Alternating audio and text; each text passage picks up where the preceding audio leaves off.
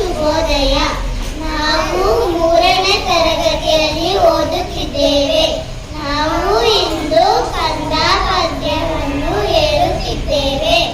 ಕೂಸು ಇದ್ದ ಮನೆಗೆ ಬೀಸನಿಗೆ ಯಾತಕ, ಕೂಸು ಕಂದಯ್ಯ ಹೊಲ ಹೊರಗ, ಕೂಸು ಕಂದಯ್ಯ ಹೊಲ ಹೊರಗ ಆಡಿದರ ಬೀಸನಿಗೆ ಗಾಳಿ ಸುರಿದಾವ, ಬೀಸನಿಗೆ ಗಾಳಿ ಸುರಿದಾವ.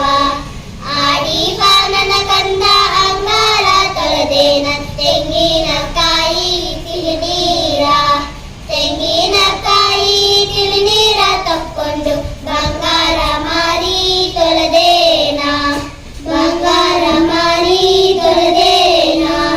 ಅಳುವ ಕಂದನ ನುಡಿಯು ಅವಳಾದ ಕುಡಿಹಂಗ, ಕುಡಿಯುಬ್ಬು ಬೇವಿ ಸಲಹಂಗ, ಕುಡಿಯುಬ್ಬು ಬೇವಿ ಸಲಹಂಗ. ಕಣ್ಣೋಟ ಶಿವನ ಕೈಯಲ್ಲಂಗು ಹೊಲದಂಗ, ಶಿವನ ಕೈಯಲ್ಲಂಗು ಹೊಲದಂಗ. ಕಣ್ಣನ ಕಿರಿಕಿರಿ